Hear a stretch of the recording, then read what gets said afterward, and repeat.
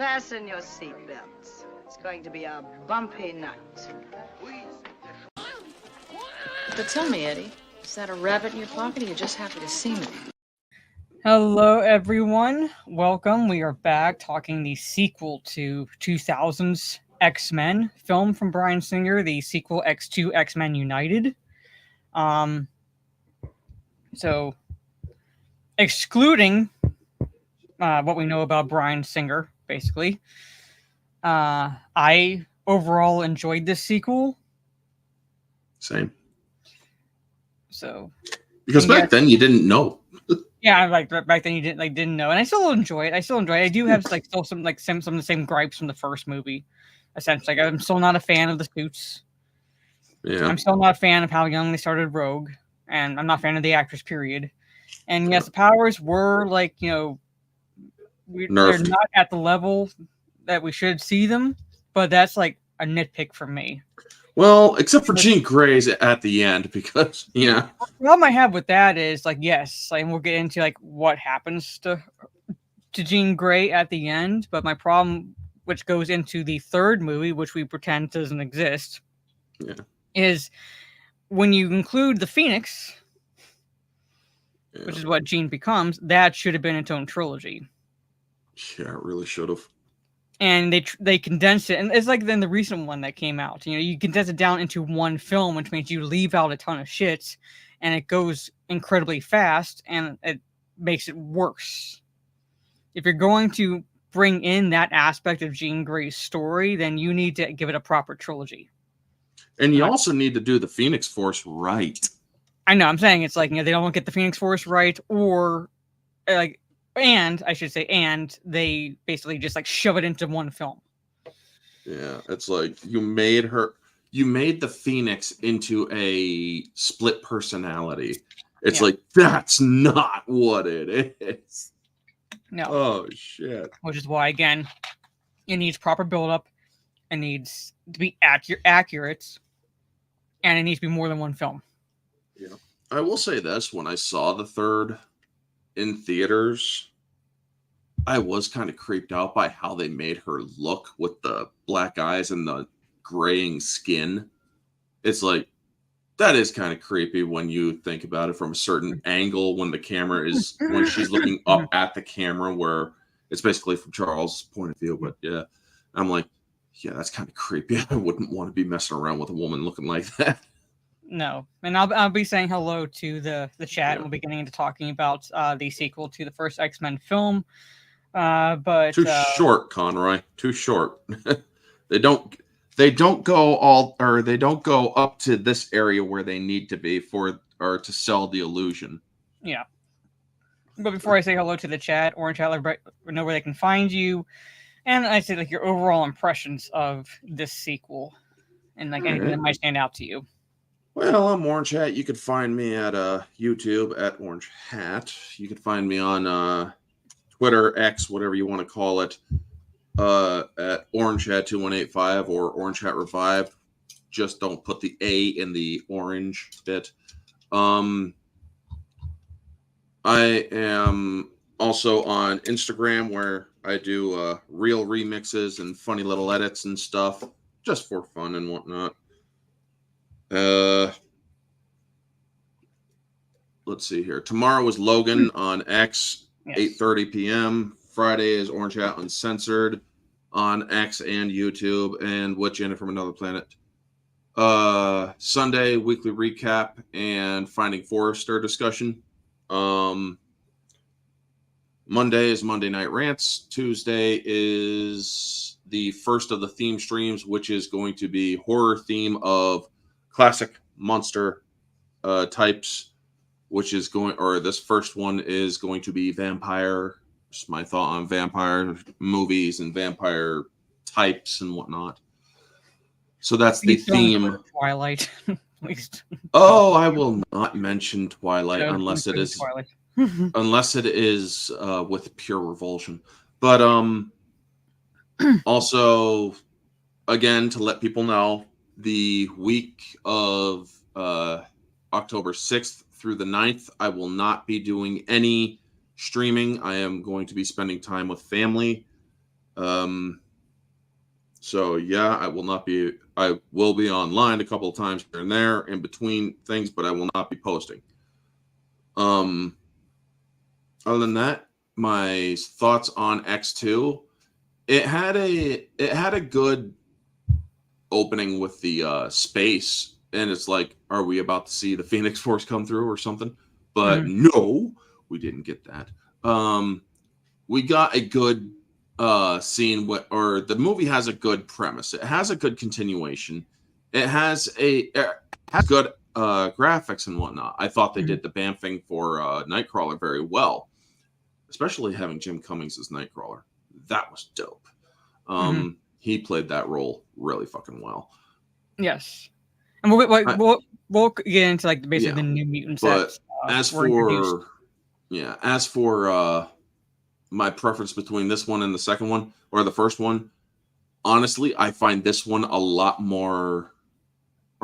better because, well, there isn't a lot of dark cinematography that you have to contend with when watching it. Because, oh my God, that first one, it's like, where is everything? Especially the end fight, basically. So it's like the one part I can say for this, at least they take like the final fight is during the day, so you can see what's happening. Exactly. And even in the darker parts of Alkali Lake, they had good lighting. Yes. So it's like, you guys did a good job in this one. Go back, do some digital retrograde lighting or whatever, and re-release that fucker. Something anyway, but I think like overall, I enjoy this one. Like I said, I still have the same criticisms as the first, like from the first one. Basically, like I said, I'm still not a fan of the black suits. I'm still not a fan of the black suits. Even though I can say like the positive is the final fight takes place with better lighting at the end of the movie. And I'm not a fan of Rogue's character. When I say I'm not a fan of Rogue's character, I'm not saying that I'm not a fan of the character itself. Because I love the X-Men. I'm not a fan of the portrayal of the Rogue character in these films. She was started way too young, in my opinion.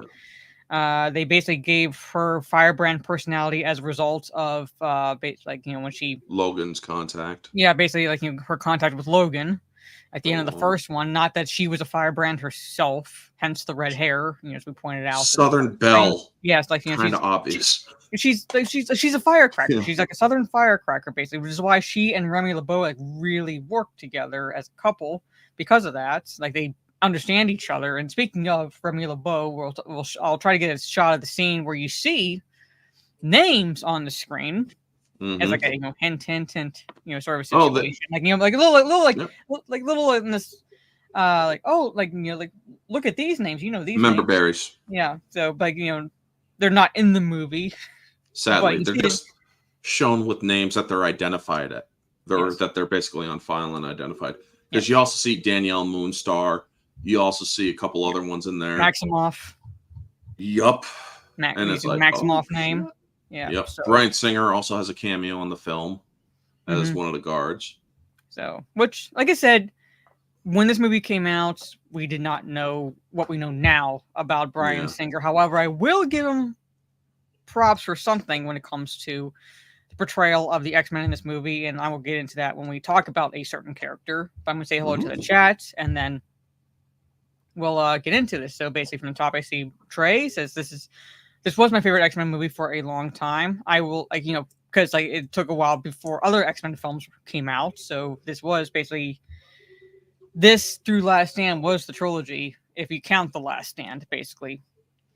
But yeah, I still enjoy this. I still enjoy, I enjoy it slightly better than the first one. You can tell they definitely had a bigger budget for this film. Probably because the studio did not have much faith in the first X-Men film. I don't and then when they saw the reception for the first film, they were like, okay, we'll give you more money for the sequel because we want to, this is was more popular than we anticipated. So we're going to push out a sequel it was about 3 years later. Yeah. I did enjoy Brian Cox as Stryker. Brian Cox is a very good actor. Oh shit, yeah, he was fucking awesome. Nightcrawler had the best opening in an X-Men movie, and I will say this is a movie from 2003, and it had better effects with the Nightcrawler scene than the Flash movie that came out last year. So, say like 20-year difference between the two films, roughly. Better special effects in that just in the opening scene. Yeah. So like, like shows you when you give the effects team time to do their shit properly, what you can achieve. I don't know why they would make Nightcrawler fuzzy. Because he is in the comics the son of Mystique and Azazel. So he would not be fuzzy. I don't know why they would make him fuzzy. Beast is fuzzy, but not Nightcrawler. At least not in terms that you're saying fuzzy, Conroy.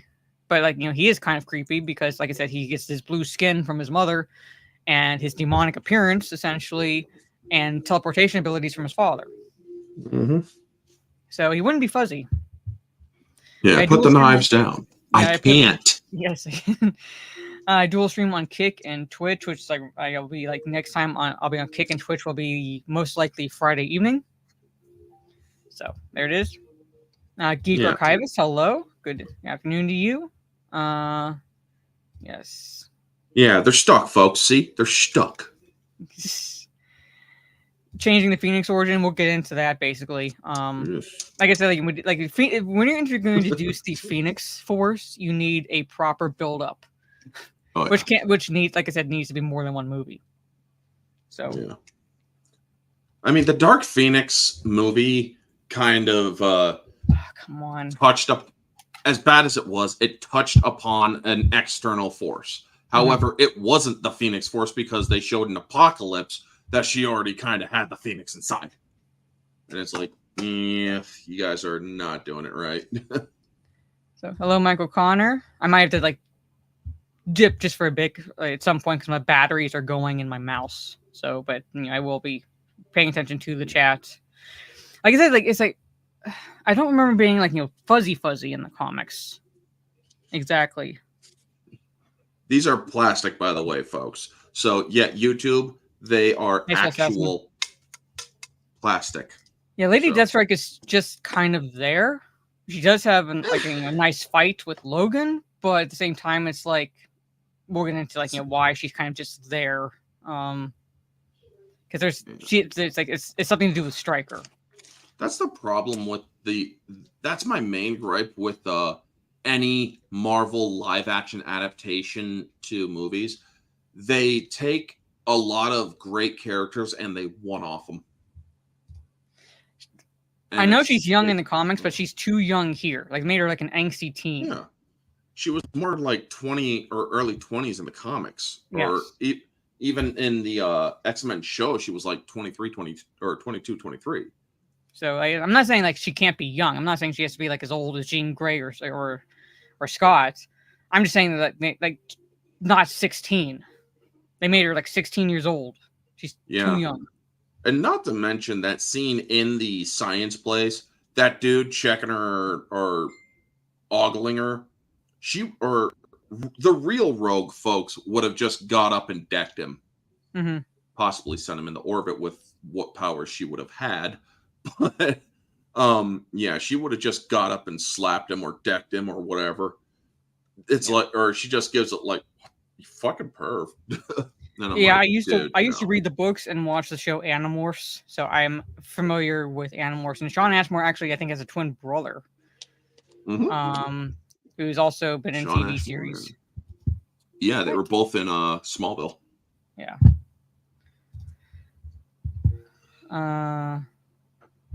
Fortunately, left X3 for Superman Returns, and yep. And I know Gravy D's here. Put the knives down. I can't. Yes. And there was a super sticker from Mr. Tex. Thank you so much. For smiley face. Thank you so much, Mr. Tex. Because it's not showing on StreamYard side for some reason. I don't know why that is. But making sure I don't miss anyone. If I do, I apologize, Mr. Bentham. Hello. Good to see you. fuzzy elf. So maybe maybe a light sheen, but I'm fine with his appearance. I'd rather not see fur on Nightcrawler in live action. I think it works better. I guess if you want to say creepier, yeah. One of the things which they did was tell us what the fuck he was saying in that church. I mean, I was born in Germany, folks. I don't speak German, so it's like I can decipher a little bit. Yeah. I can decipher a little bit of German. Like when he's yelling at Jean and Storm, it's like, what is he saying exactly? Get out or what? So I'd have to like put the captions on or like just look at, but I can kind of decipher some German. But anyway, so like I said, I might have to dip at some point to get batteries for my mouse because periodically it dies on me, and I have to turn it off and then on. Let me share the screen. Why are batteries such a problem for women? Sorry, I had to. I'm such an asshole. I'm sorry. I channeled Lethal for a second. Yeah, trying to deal with YouTube shit. Mm-hmm. So. Okay, why is it doing this? Okay. My mouse. Trey, if you're talking about Stryker, as in the early Stryker dude from the X-Men First Class universe, I thought he was a decent actor.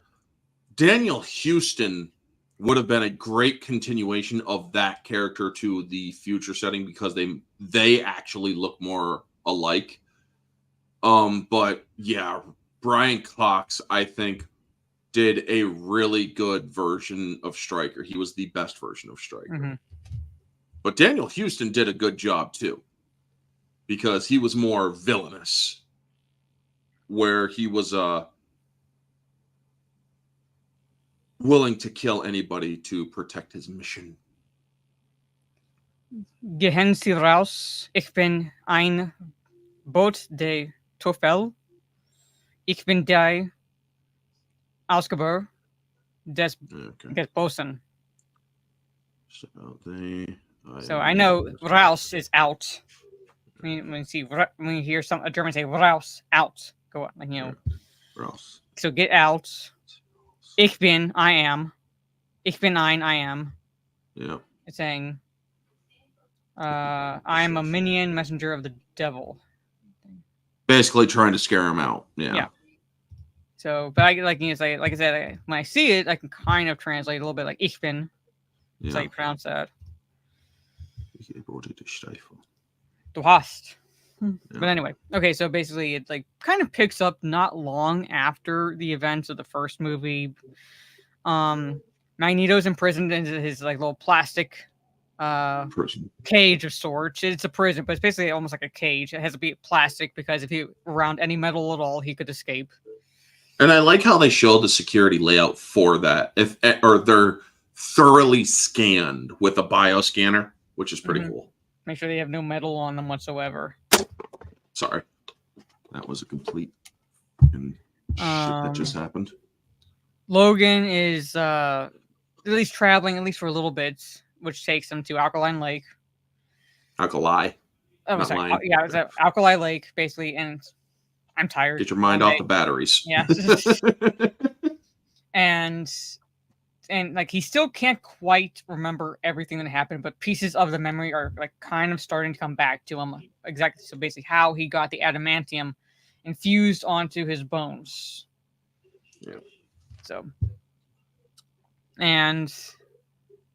we basically talked about the portrayal of the the mutants and from the first movie, but so we're not exactly going to go necessarily into those again because they're a continuation of like basically those characters. I think Famke Janssen does a good job as Jean Grey overall.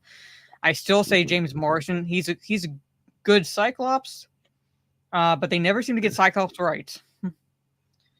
In the movies, I don't know what people don't realize. Cyclops is very close to Omega level. He's like one shade under. If he was to point straight down at the ground, unleash full power, he'd kill the planet. Mm-hmm. So I guess again they don't seem to like. That's why you can't really do these. Yeah, properly. They don't seem to portray the character properly because like he is like and And I think like he kind of gets the shaft when it comes to like people Yeah. saying what mutants they like, and I'm like, he's actually a really good character. He's actually a really cool character. I don't know why people always go, I know I'm gonna get I'm gonna get slack for this, but I do like Cyclops. I'm like, why are you worried you're gonna get Cyclops can slow down the Juggernaut if he went all out with his optic so blast. I'm like, unless Juggernaut was at a dead sprint. And well, Hugh Jackman is good as Logan, aka Wolverine. I guess there's a little bit of a more sass with the Rogue character, but I'm still not a fan of Anna Paquin. And then you have more of a character with Pyro and Iceman. But before we get into those characters, the opening to this movie. Yes. So Nightcrawler and the what was the I can't remember the name of the music that they put through. I can remember I know the name, I just can't remember it. But I have always liked that music and it worked perfectly. Yeah, let me see if the trivia shows the music that's, you are like, hearing. That's Nightcrawler.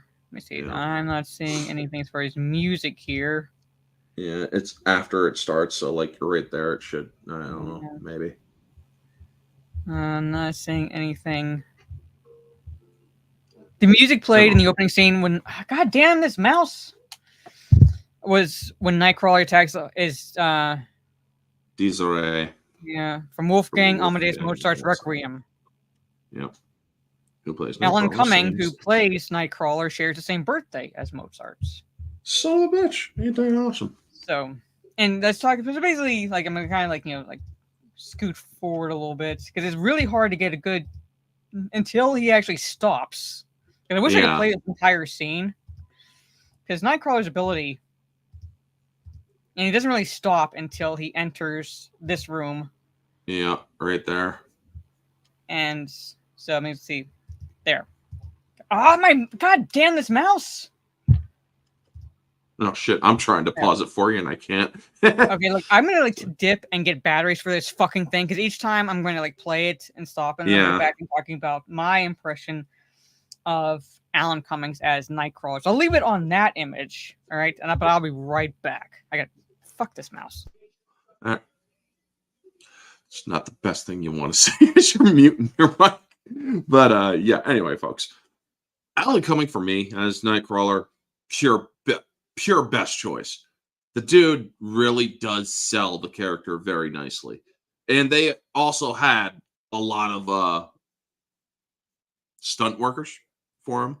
I mean, the way that they did the when you're doing a teleporter, you gotta have really good cinematography, and that really worked well in the White House situation. Fun thing, the White House set that they built is like a couple, like 4 square feet bigger than the actual Oval Office. So yeah, not to mention no location scouts took a tour of the White House, so they had to do it through plans alone. From what I understand from the special features. Mara versus her mouse. I remember watching this opening in the theater. Yeah, same here. I used wired everything, even plugging. Yeah. Yeah, but anyway, But there's no way for me to have a wired mouse for my setup. But anyway, I'm back. She's back. Yes. So basically, the new X-Men characters that are introduced. Well, when Pyro and Iceman were in the first movie, but like they weren't really, I would say, characters until the second movie, like a focus. Yeah, when do we get suits? They're on back order. Should arrive in a few decades or years. Yes. And the other mutants, like basically Nightcrawler and Lady Deathstrike, excluding the students at the school, because we see Colossus, even though he's not, for some reason, not Russian. We see Colossus and the other, like basically the other students. But for the most part, it's Pyro and Iceman, Nightcrawler, and Lady Deathstrike. Yeah. Geek Archivist, I have not, or I'm not a comic person, so I have not read it. I'm not I'm saying like, including the other students, which is like includes Kitty Pryde, but like she really wasn't a character until again the third Later, yeah. third movie, because like you just see her running through the walls in the school. Like, okay, that's Kitty Pryde, but Should have kept that actress. yeah. So, but there it is. Pyro was recast. You do, I believe, see Jubilee at the end. Yep, Jubilee is there, or she's part of the school, and she was actually. They actually have her doing a deleted scene at the museum, where she's looking at the devolved mutations, and her powers start to flicker in her fingers, and it's like it looks more like a force lightning than anything, and I'm like, yeah, not so sure about how you guys would do her powers in this. Yeah, I don't know, but as far as Nightcrawler, because he was like the big introduction as far as New Mutants in the movie, like one of the bigger introductions of New Mutants in the film. Like I said, excluding what we know about Bryan Singer, I said I will give him props for this, which I don't believe studios will do. Credit where credit's due. Yeah, nowadays, and that is show Nightcrawler is religious. Yeah.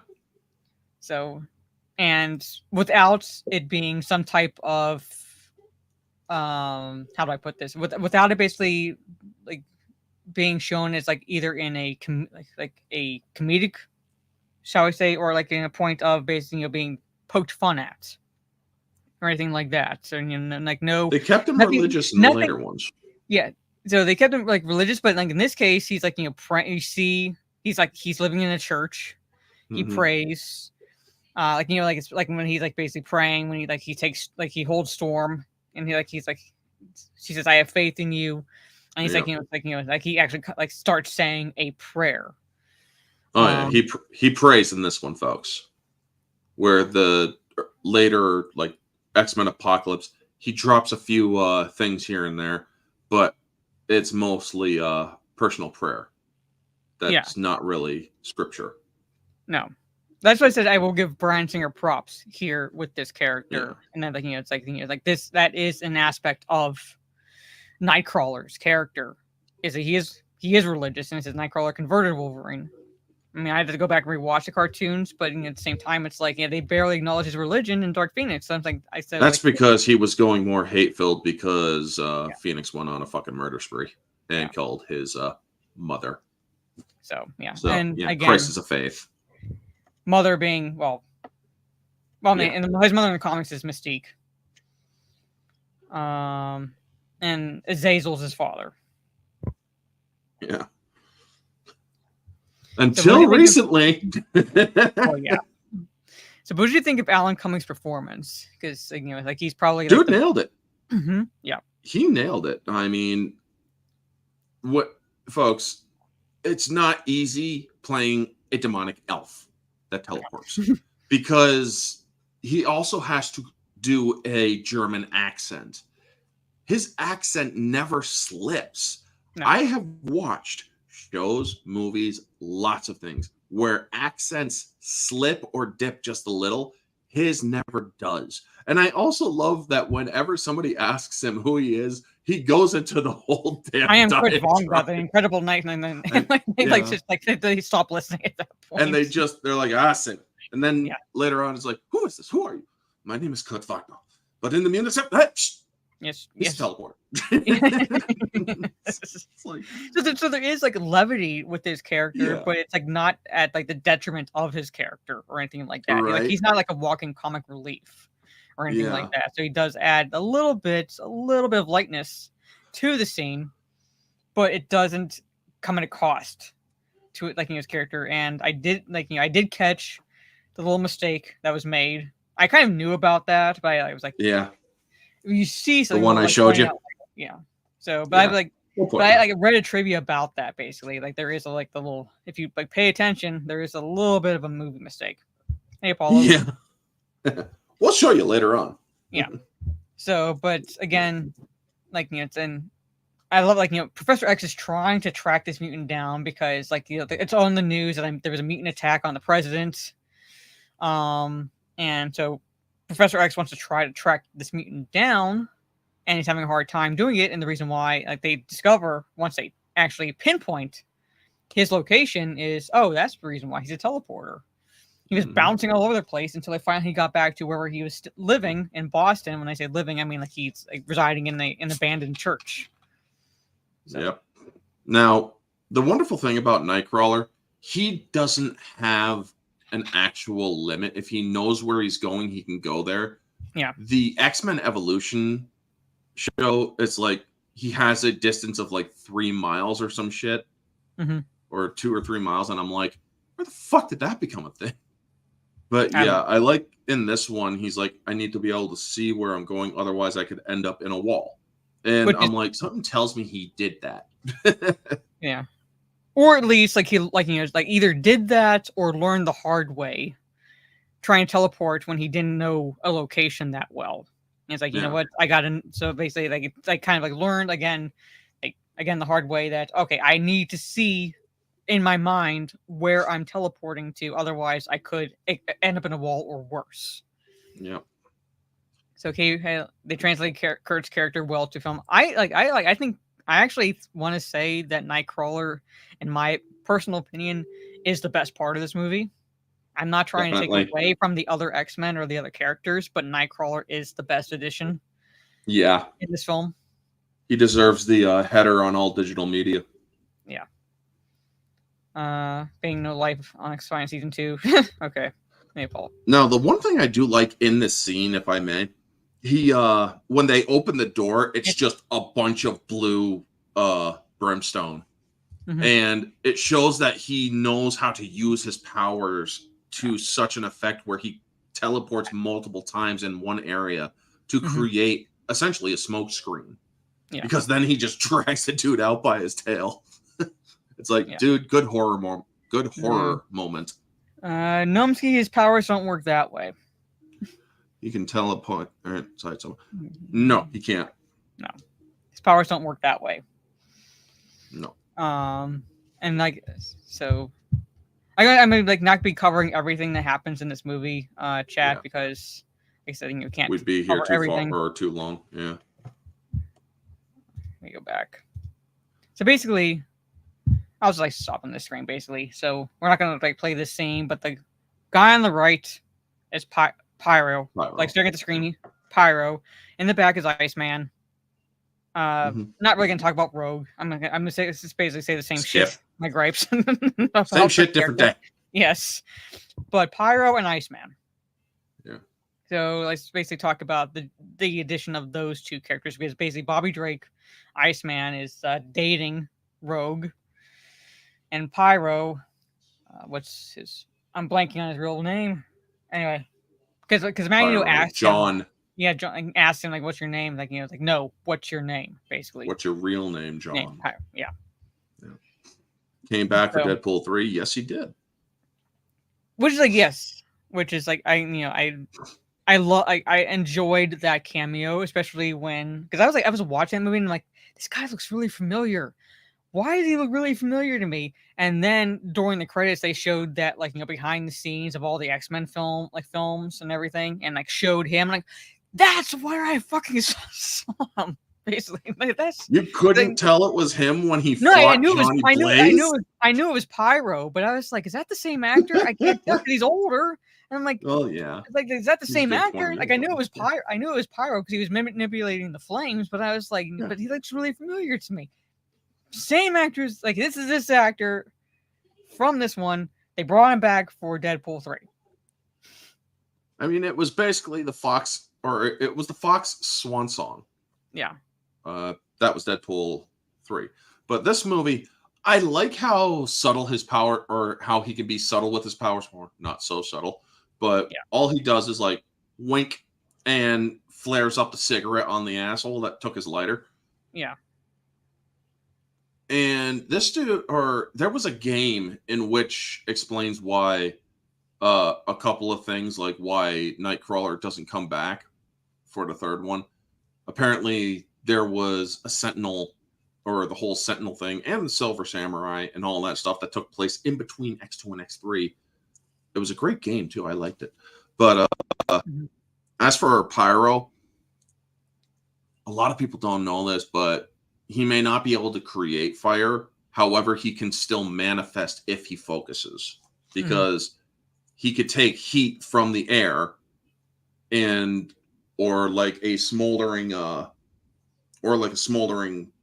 fire pit, and he can actually concentrate the heat into a combustion if he wanted to, but it takes extreme. Well, yeah, but he'd still be using whatever heat there is. Like, he can't just like manifest it wherever he is or create it wherever he is out of nothing. Because but so he mainly, at least at this point, at this stage for the character, he's like his main focus is manipulating the fire. Yep. All he needs is a single ember or heat molecule, and he can pretty much flare it up. I remember playing that video game that Orange is talking about. It was on the it was on the PS2. So, yeah, and the line here from here, it doesn't look like they're playing by your rules, so maybe it's time to play by theirs. From here, it doesn't seem that they're playing by your rules. Yeah, he evolves in 3, and I will agree with you, Trey. If there's one positive I can at least remember from the third movie, it was the portrayal of Pyro. Yeah, he shows, or he has the flicker. He has a lighter thing attached to his hands, where he can click it with his thumb and flare up. Where we also see Bobby's full evolution into his ice form. Thing is, folks, because of Iceman's mutation, he's essentially immortal. He's literally Iceman. He can, or say you bust him into 1,000 pieces and the ice melts, he'll reshape and reform. He is immortal. Yeah. So, and this one here, basically, Pyro kind of quote unquote shows off, nearly injures this guy. Yeah. Iceman puts the fire out, but to do so, he has to use his powers, which kind of further freaks the guy out. Yeah. And as you see Professor X come into the scene, because like everyone's frozen around them, and like Rose, like, like, what did you do, Bobby? Yeah. It's like, I didn't do anything. And you hear, I did this. Nope, I did. I did. Next time when you feel like showing off, don't. Yes. Because I like it when they show the kid that got iced. You actually see some of the ice melting off of him in that scene where everybody has to basically stay as still as possible, not blink. Now, one of the cool things that they do in this scene, which actually is a little earlier, where it shows Jean, where she's catching minds and whatnot, telepathy. You hear things that were going on in the White House. You also hear things from later on, Logan screaming no, or one of the mutant kids saying hi, and it's actually something that wasn't intended to be interpreted that way, but some people said she was essentially past and present mixing through her mind at the same time, or past and future mixing into her mind at the same time.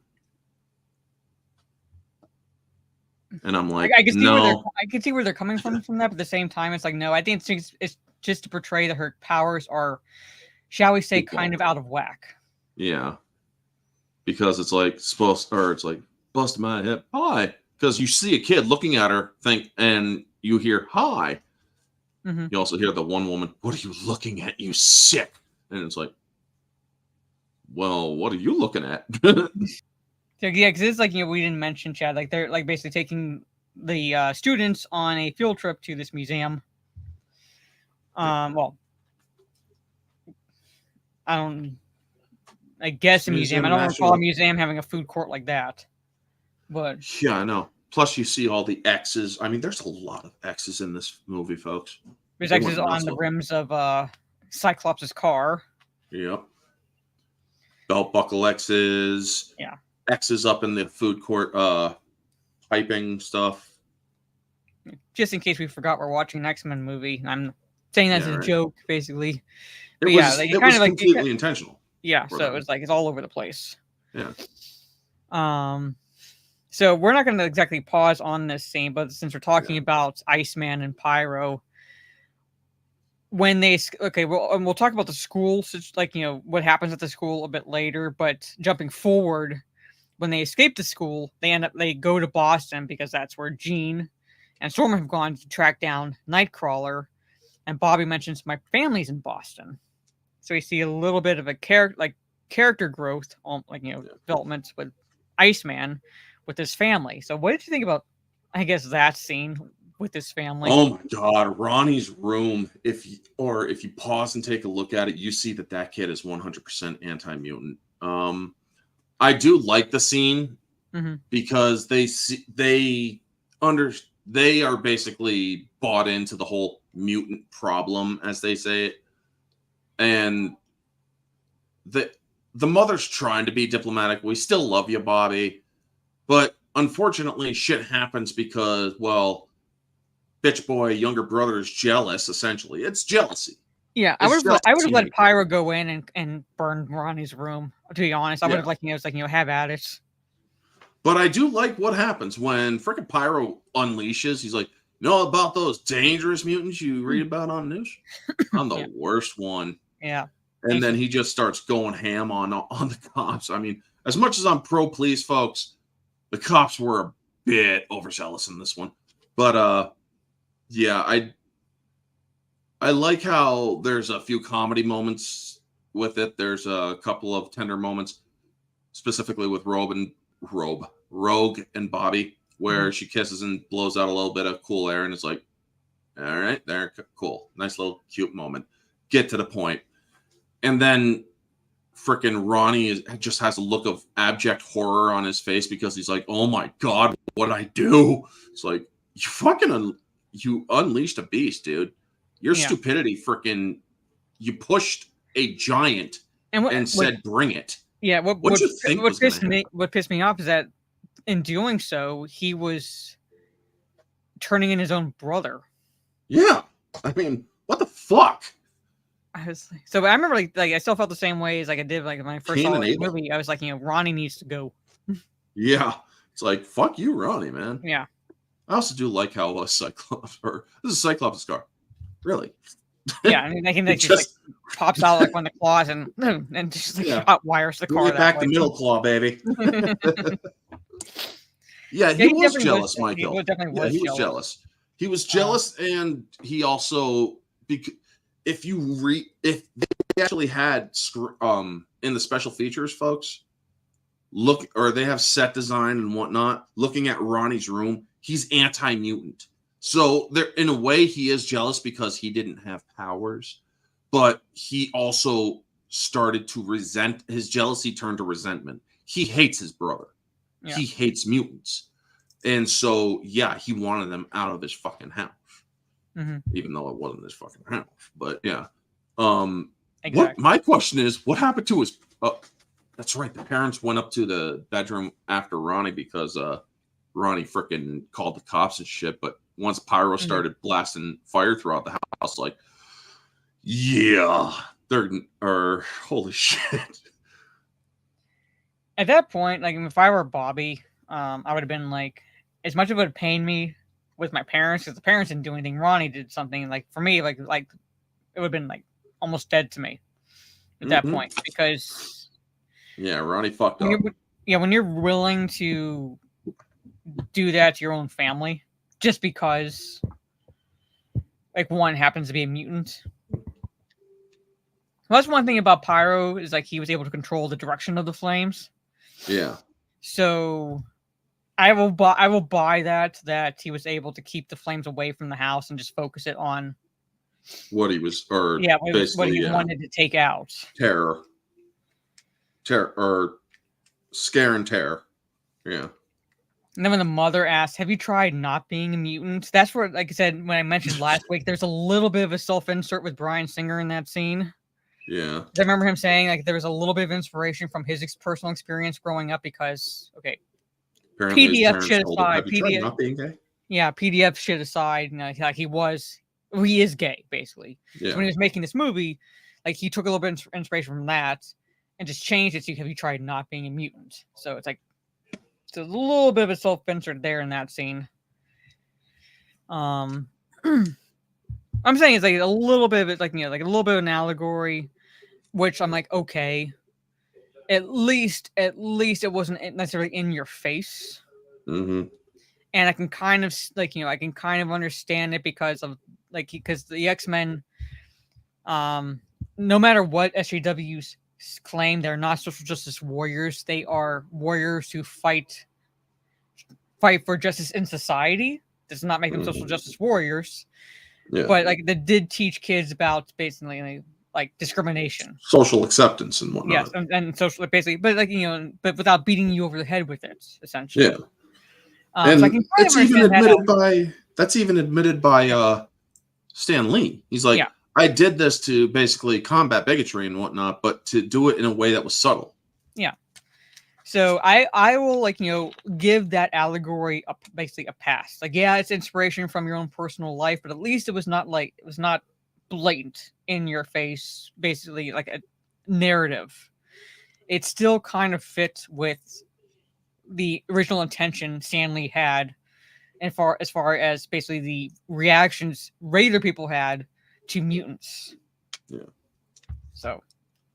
But yeah, it's also, as I said last week, the role of Magneto is kind of perfect for Ian McKellen, because even him, he said in an X1 interview, it's like, I myself, Ian McKellen, and am a mutant. He uses the words in their original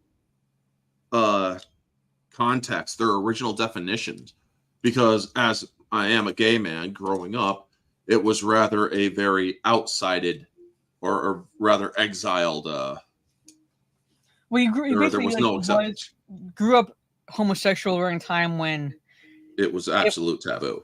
Well, it was absolute taboo. You literally would be risking your life if you did come out of the closet. Yep. It was an actual crime.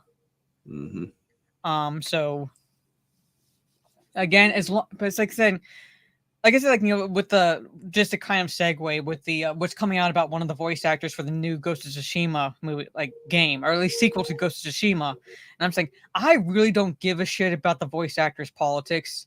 Are they retarded? Yes, but will that affect me getting the game? No, so long as those politics do not seep into the actual game. Yeah. I'm not buying the game to support the voice actor because they get paid to do a voice for a character. If I buy the game, I'm supporting the game developers. The story, the game developers, the content. And as long as that content does not have an agenda to it, I don't fucking care what this bitch says. It's the same thing with Ian McKellen. I'm not trying to disparage Ian McKellen. I'm just saying that yes, he he said that, but at the same time, it's like you do not see that seep into his performance as Magneto. No. He's playing Magneto. Just because he happens to be gay, that's just it. It does not. He's playing a heterosexual in this because look at what he says about Mystique in the third act. Yes, it's like she's good. You have no idea. Yeah, so that's literally a sexual innuendo reference of he's getting frisky with her. So, you always loved Mystique. Yes, exactly. Hey, Christian. Yes, X2 is, I would say, of the original X-Men trilogy, it is the best. Followed by the first one, and then distant third, Last Stand. Yeah. But like I said, it's like, again, as long as the actor or actress's politics do not seep into the work, I don't give a shit. I really don't. Sean Penn, for example, one of the biggest fucking idiots out there in terms of basically his politics, but he is an amazing actor. His performance isn't like I Am Sam. All right, I will give him that. Tom Cruise, he's a fucking idiot when it comes to Scientology. He's a very good actor that does not seep into his performances for his characters. I don't care. It's like, folks, there comes a time when you should just shut up and act. Yeah, pretty much. That's what they really need to start getting back to doing. It's like, just shut the fuck up and act. Yes, you're being paid to read lines from a script. Because you guys are leading to the decline in Hollywood Mhm. because you don't know how to shut your fucking mouths. Yes. People are sick and tired of being preached at, Yes, which and even- actually now Hollywood is starting to reverse course. Yes, and even George Takei, again, an idiot, like, you know, Great leftist. actor. But when they were, like, you know, talking about making Sulu gay, he was like, no, Sulu is canonically a straight character. Like, Yeah. don't, like, you know, it's like, why would you do that? Like, just because I'm gay? Like, no, don't do that. So I will give him credit where credit's due. He even said, just because I'm gay, don't make Sulu gay. Sulu's not a gay character. Yeah. Yes. Keanu Reeves definitely is someone who doesn't preach as much. He just lives his life. Keanu Reeves. He's like, you do you. I'm just gonna chill Yes. here. Basically, that's his philosophy in life. So That man is just pure freaking nice. Yeah. He is pure positivity. hmm So It's hard So- to find anything wrong with that man. yeah. So let me just. This is not. I like what I don't like is like I can't like see like a little cursor thing above as I can see where exactly it's paused. This is through Amazon. Yeah. I'm trying to. Okay. Yeah, speaking German. Yeah. Like I love how the captions like don't even bother, just like translate. Yeah, it's like, well, speak German. it's like, fucking tell me what it's saying. It is right here. It says Gehen Sie raus. It's like, get out, basically. Gehen Sie raus. Yeah. So Yeah. Get out. I am a something, something, something. yeah. It says this movie contains several references to Nightcrawler being a devout Catholic. In the comics, he studied to become a priest at one point while remaining an active member of the X-Men. Like I said, again, giving props to Bryan Singer where it's due. He at least had the balls to show that about Nightcrawler's character, which, while there's little hints in Apocalypse, I really don't see Hollywood doing that nowadays. I really don't see them reflecting that aspect of Nightcrawler's character, at least in a positive light. And today, and for most studios nowadays in Hollywood, Yeah. I say they either gloss over it or they'd, how do I put this? They'd add a negative bent to it, almost a negative bent to it. Yeah. So, Because Or- look at or they'll what make they him did que- with, or they'll make them question it. Sort of yeah, look at what they did with Demeter. The Catholic runs like a coward. yeah. So Yeah. But anyway, I'm trying to Moving on. I'm trying to get. I love this scene though, because like, please don't kill me. I didn't mean to harm anyone. Yeah. He's such a sweet guy in this, you know? So And I'm he's kind of having fast nightmares. forwarding. That kid. It's like, what is his name? What's his power? Well, he do can we change call him channels Blink? with like just blinking his eyes, so he's Yeah. able to. I mean, I would call him Blink, but unfortunately that name's taken. Yeah, so it says By Connor that elfin Widows girl. Jones. So that's Yeah. the kid's name. But I'm What gonna was get it? to Yeah, Jones, okay. Jones, Connor Widows, and There's the thing from Singer cameo. yeah. So But yeah, the raid on the raid on the mansion. mhm. Peter Wingfield. Let me ask you something, Mara. Did you ever watch Highlander? Not the movie, the series. Years ago when it was on. So I don't remember it too well, but yes, I did watch it because I had Adrian Paul, his Highlander in that. Yeah, that one. Yeah. Well, the Sergeant Lyman character in this is Peter Wingfield, who played Mythos, the 5,000-year-old immortal. Huh, okay. Like I said, this was years ago when I'd have to like actually go back and rewatch the Highlander series. But I do know what you're talking about. And okay, like I kind of skipped over the Plastic Prison, but we'll talk about this real fast, and then we'll talk about Stryker because I'm trying to get to like Stryker because Stryker makes an appearance during this raid at the school, and he's also gotten the permission essentially from the president to detain. Enter detaining question only, Yes. These mutants. not kidnap. Yeah, no, I'm saying it's like so basically at the end of this movie, Charles Xavier presents him with what Stryker was actually doing. his actual intentions. Yes. So, You. I'm saying like, I'm going to get up to there, but basically the raid on the school, because we see Colossus, when we see Kitty Pryde, we see a girl screams, and I guess her ability is Kind of like Banshee. a little bit like Banshee. Less destructive, just really loud. Because when she screams, it's kind of like a sharp whistle sound, which like causes everyone to like, kind of be in pain as a I result. call her Siren. I guess so. So like, I mean, that's what I would. That's me. That's just me being. let me see if they give her a name. No, not there. They fire the darts at the kids. 10 seconds. Another Kitty 10 seconds. Pryde. That's not she. No. Hold on. Right there would be the time. Yeah. I guess this one, Teresa Cassidy. Yep, that's her. But not a mutant name, so she's the one who Yeah. screams.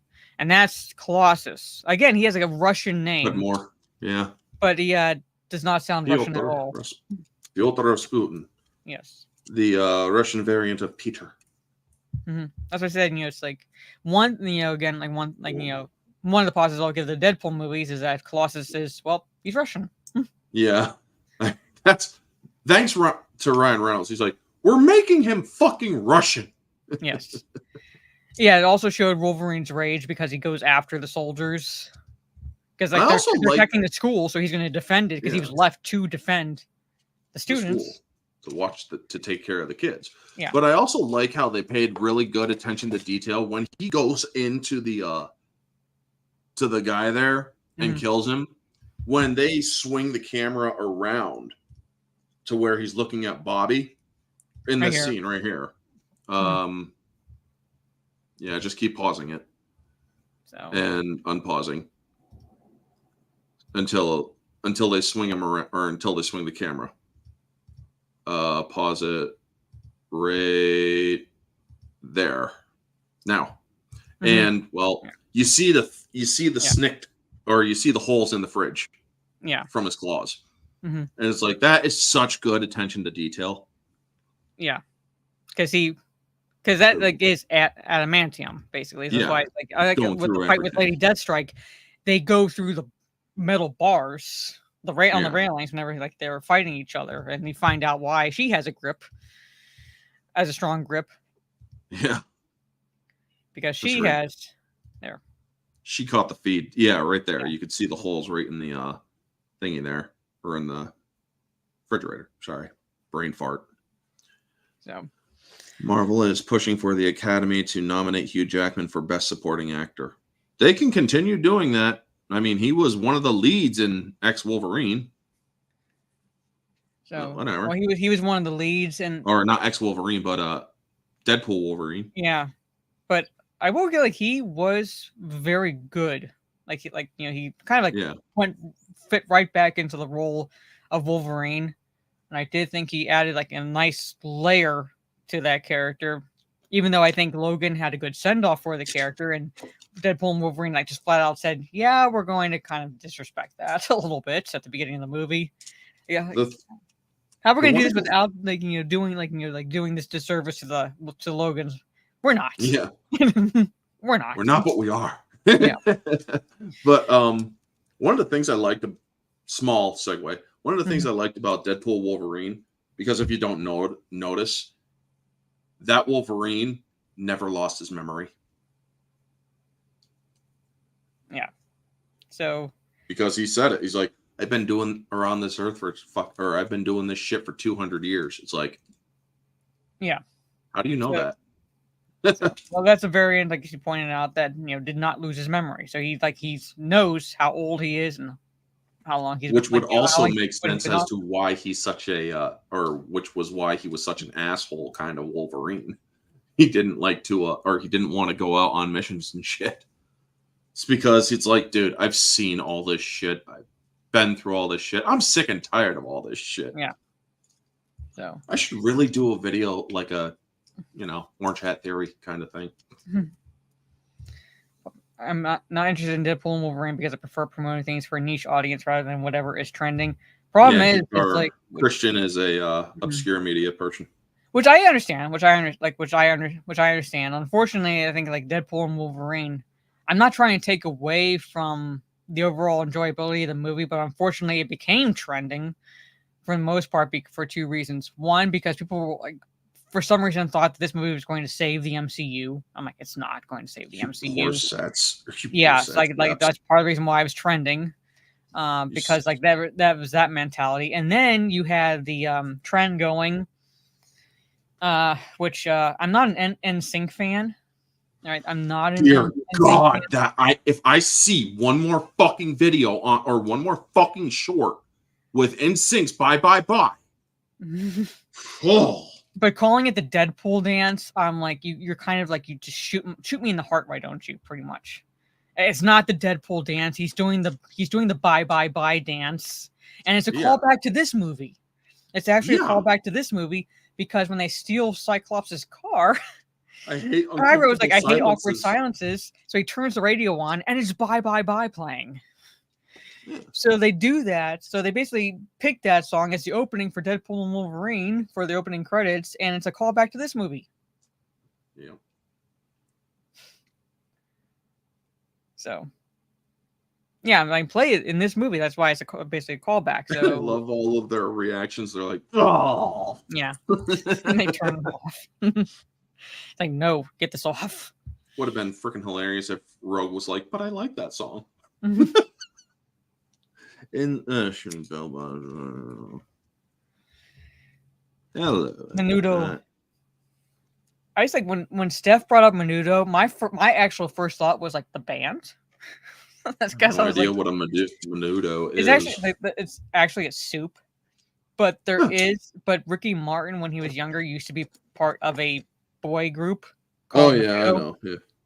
Oh, so I was like, when that was brought up when she was talking about it, my first thought immediately went to the boy group. New Kids. Wow, I had a partition. A little more respect for the Backstreet Boys. That's the group I listened to primarily was the Backstreet Boys. So they had more heart in their music. Where Backstreet Boys was more love, where NSYNC was more lust. Let's just say that. Or that's like that's the most apt description I can really comparison that I can make. So, but yeah, like I said, of the two groups, I more listened to Backstreet Boys. Although I was never part of like the whole like quote unquote NSYNC versus Backstreet Boys like fan war sort of situation. I was like, I don't give a shit. I just want to listen to like what I want to listen to. Yeah. So. Get it back to the show, though. Yeah, back to the show. Okay, this is show. I like how we get to have a taste of Berserker Wolverine in this movie because he goes ham on everybody or on all these soldiers. I want to show this real fast. Yes. Like, best freaking shot of I do like Colossus. This. He should have been Russian still, but at the same time, I do like this. He hears a noise. He's coming into like this room as they're like basically going to pick up the unconscious body of a young girl. And boom, he starts changing, and they start shooting at him, and it's they keep shooting as the bullets are just bouncing off, and then I love this part here. Boom! It's I just love that part.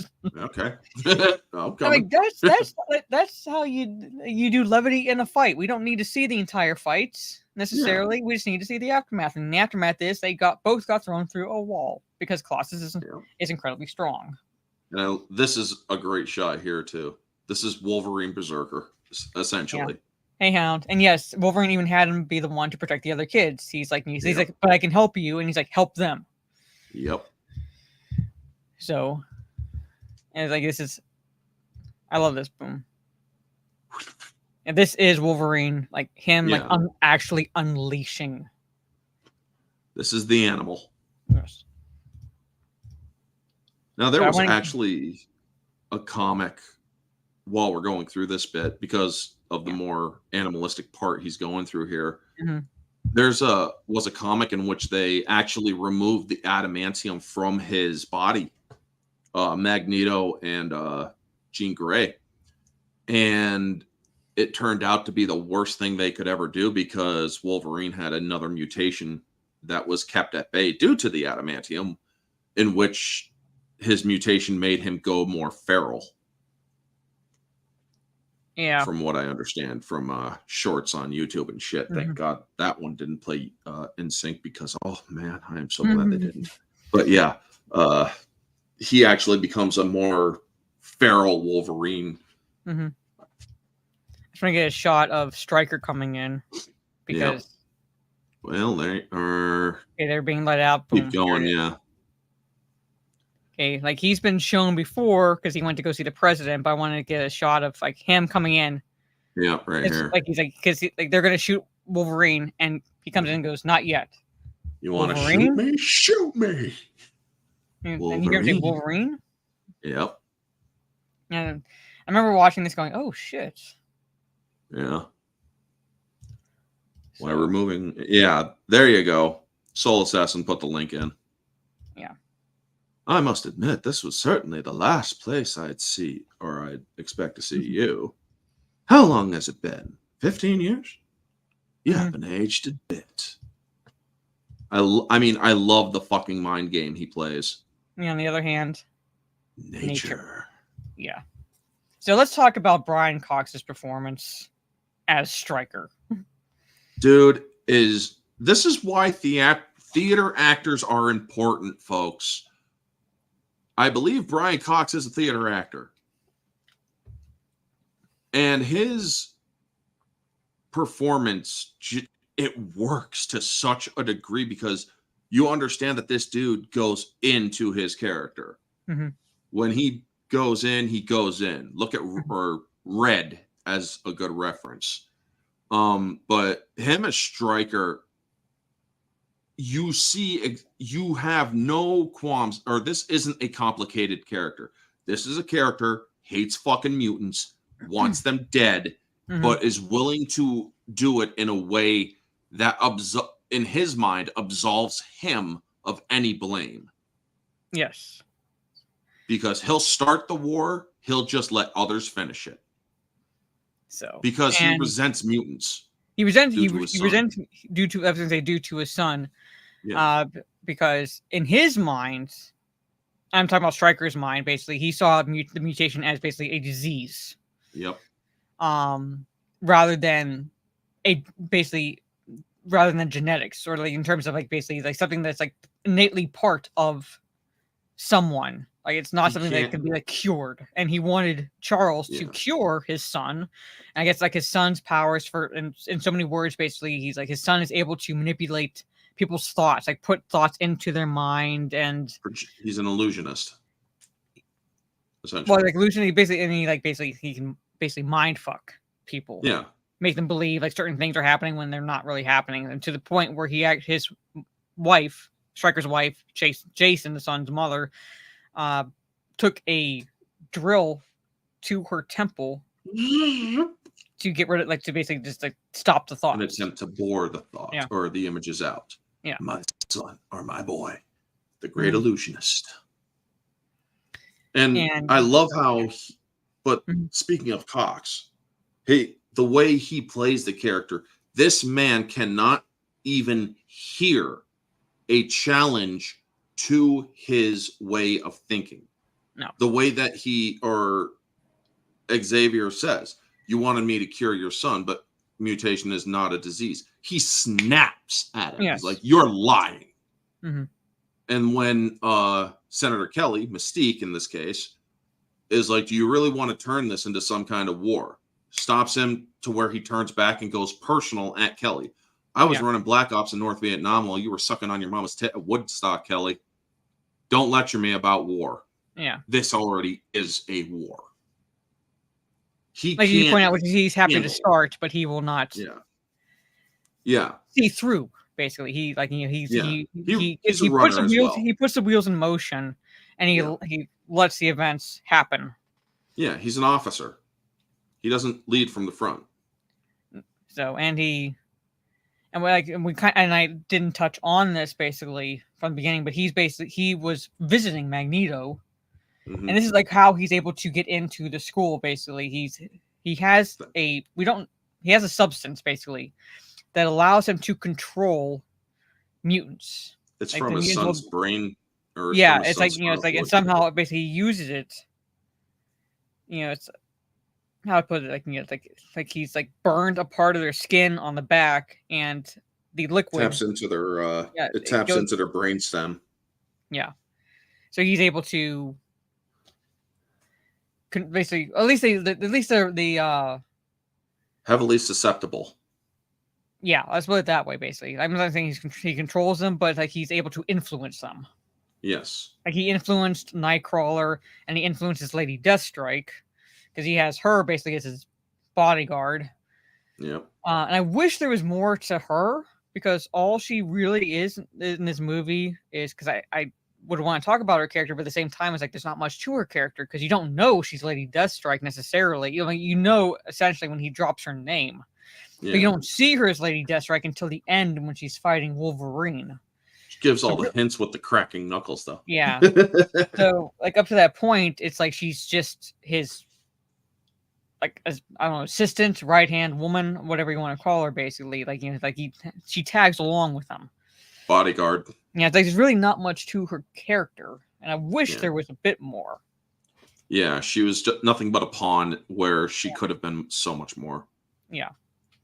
So it's, again, like the criticism I have of this movie is, and she has just one line. So basically, she was just there to look pretty and fight.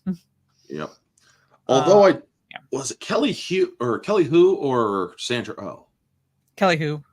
All right, there you go. Yeah, Kelly Hu. She is she was a perfect choice for her, in my opinion. Yeah. So like I said, like, like when he drops her name, yeah, you know, oh, that's okay, that's who this character is. But at the same time, it's like, I feel like if they were going to add her character, then they should have like removed something else about the plot, which would have given them like more time, like actual time to work with her character. Like, for example, remove, like, even though it does tie into Iceman's character, remove the scene, like the part where he goes to visit his family. Would have allowed for like something like that. You would have had a much better, or give her a little bit of a backstory. Yeah. Would have been great if they were actually former lovers and they just couldn't remember because, well, one, she's being controlled. Two, he can't remember shit from 15 years or beyond 15 years. Yeah. So like something like where like she's also connected to Wolverine, but again, she's unable to remember. Like you see periods, like parts where like with the mind control stuff, like basically brain fluid's like wearing off, and she starts like, what am I doing here? Yeah, she doesn't know what the fuck's going on. Yeah. Somebody who hates mutants, you certainly keep some strange company. Yeah. So, but he uses the same method on Magneto to find out about the school, about Cerebro, and all that. And when he finds out about Cerebro, he figures that that's what he can use against the mutants, because since Magneto helped Charles create Cerebro, Magneto knows about what it's capable of when Charles really fucking focuses. And I like how they actually established that in the movie earlier, because it's like, well, couldn't you just concentrate harder? If I wanted to kill him, yeah. Yeah. They do that because, like, because Wolverine. I love that scene. I love the levity in that scene. Because, like, Charles, like, it's like my, like, like you smoking in the school, my allowing you to smoke in the school notwithstanding. If you continue to smoke that in here, I'll make you believe you're a 6-year-old girl. You'll spend the rest of your days thinking you're a 6-year-old girl. You'd do that? I'd have Jean braid your hair. Welcome back. I love it. He's like, puts the cigar out on his hand. Oh, it's like, yeah. And like basically that it establishes there, because Charles cannot pinpoint the mutant he's trying to track, the one that attacked the president in the White House. And that's when like Logan is like, well, why don't you just concentrate harder? Like, yeah, if I wanted to kill him, I would do that. And I love how, there is a good part in, I mean, when it comes to Cerebro, because we're on the Cerebro discussion, there's a good part in Apocalypse where Moira McTaggart's brought back, and she's like, the CIA would kill for this. And Xavier says, I know they would. And he says it with the utmost sincerity. He's like, I know they would. And it's like, oh, yeah. I assume she drowned because she basically got pumped with a bunch of liquid adamantium, and just like her insides were fully solidified due to the adamantium. Yeah, and she would like even if she were alive, before, like she's drowned at that point because like she's so weighted down because of the adamantium. She like there's no way, like she would drown. However, somehow she did survive because she was a villain in the game. Yeah. Afterward, but the way it like genuinely would have played out is like she would be dead. Yeah, because she's pretty much a weight, like a human weight at that point. Yeah, she's a human paperweight essentially. But yeah, like basically what he's doing is like taking the brain fluid from his son because of his son's abilities to influence and to kind of subjugate essentially mutants. So he can use them, which he does to Magneto. Oh, and how Magneto gets out. I love that because Mystique. I love the lines like, like never trust a woman, never trust a beautiful woman, especially one who's interested in you. Yep. Because she pumps like liquid like iron into his blood. Yep, and I love that. It's like, wow, there's something different about you, Mr. Lario. Yeah, I was having a good. No, it's not that. Sit your ass down. No. What could it be? He just starts lifting. This is how much of a killer Magneto is. He freaking pulls that iron right out of the dude's body. Yeah. He just extracts all the. He's like, there it is. Too much iron in your blood. Boom. Yeah. And just starts ripping all of the metal out of the dude's body. It doesn't appear on the system because it would look like iron, like basically iron in the blood. So it's like there is a slight detection because it's like detection, but then it stops after it finishes. No metal detected, and it's like you're clear. Yeah. So I like that little touch that they did there, but it's like, oh damn, this. You give him just the smallest amount of metal, and this is what he can do with it. Yeah. It really is, that's what I like about this movie because they show just how effective he is, even with the slightest amount of metal. So, I wish I could like see. Yeah. So basically, an alliance has to be formed between the X-Men and the Brotherhood. Yeah. I should backtrack and say not an alliance necessarily, but a kind of a temporary truce. Co-belligerence, basically. That would be the term, co-belligerence. There you go. So, because it's basically we're fighting the same enemy, but we still do not have the same beliefs. Yeah. So it's essentially a somewhat of a ceasefire while they deal with the enemy at hand, which is Stryker. And I love how like Magneto stops the plane from crashing because like fucking Ronnie, because of what he did and because of what Pyro did. I love that. And it's like I wonder why. Like like Wolverine just like stares at Pyro. Like I wonder why they're like trying to shoot us down from the sky. Yeah. And like Magneto stops the plane from crashing. Like when will these people learn how to fly? Well, this was also during a time when he was also filming Lord of the Rings. Yeah. Fly, you fools. So. Yes, folks, I can do an Ian McKellen impression. And like Magneto's recounting basically to them, like, yes, like I am the reason why Stryker was able to infiltrate the school, but I have I know what he's. I have an idea of what he's planning, basically. Yeah, because like they wanted Cerebro, and it's like, well, how would they know where? Because I told them. Yes. He's like, well, what? Why would he want Cerebro? As long as Charles' mind is connected to Cerebro, he's connected to every living person on the planet. If he was to focus on one particular group, say mutants, for example, he could kill us all. I just love how he explains it. Yeah, which is, He really likes needling Wolverine as well in this. Mm-hmm. So he needles Wolverine. Mystique tries to seduce him. Because And then Wolverine does some offers Jean really Grey. twisted shit, which actually goes into the mind of Mr. Singer. Yeah. What do you really want? Seriously? Yeah. But I give yeah, Halle Berry, like she does look good as Storm. Again, I do wish she would like wearing her actual Storm costume. damn straight, man. If they ever gave her the white, silver, or even the Wakanda blue, that Mhm. would have just been really fucking awesome. So Soul Assassin Storm is always good looking. Well, yeah, she's literally, they call her a literal or earthbound goddess.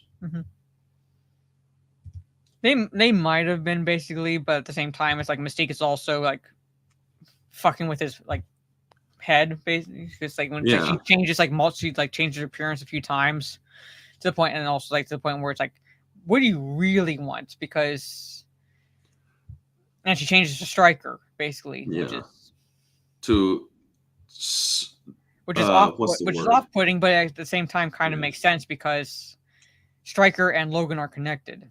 Yeah. So, like, what do you like? What like it's like why are you really? It's You kind wanna of like kill asking, like, why are you really here? What do you really want? Yeah. But I also like how she turns her into Rogue and Wolverine's looking at her like, are you out of your fucking mind? I don't want that. Too young. So, which would have been like, that would have been uber creepy. Yeah, that's why it's like Hugh Yeah. just gave the best expression. It's like, ugh.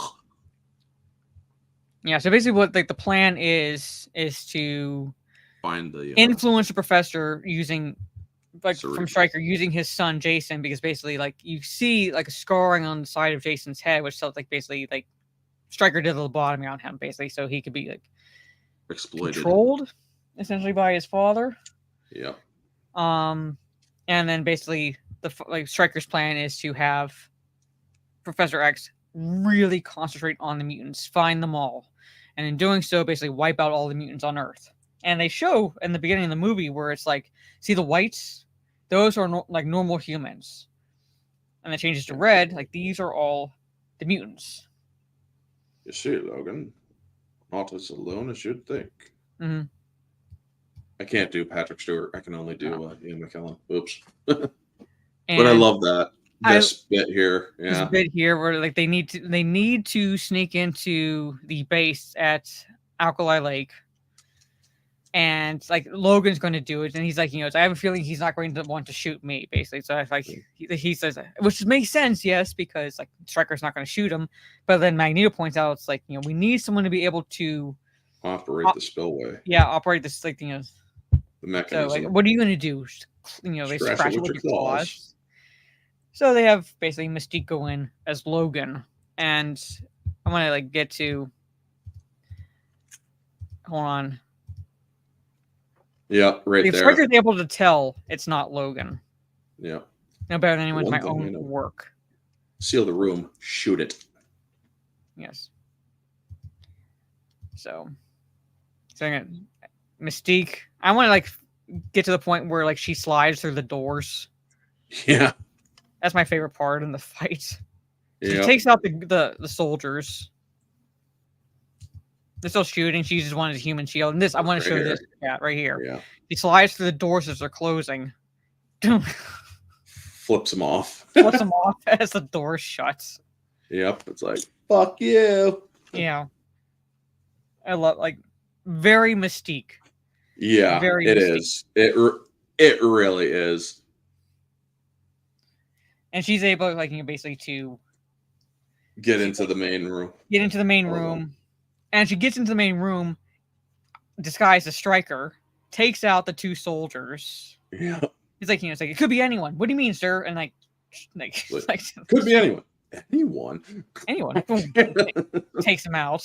Then she closed the door, sees him coming. Bye. Yeah. And basically the point I was like, it's like they can't get through the doors easily because they're like made to be thick Yeah. just in case. So, and then Stryker's like in a way smart. He's like, take out the cameras so Yeah. that she can't see what we're doing. So she's like, basically like, getting into the system, doing what they need to like do, so the rest of like so she can open the doors and the rest of them can come in. Yeah.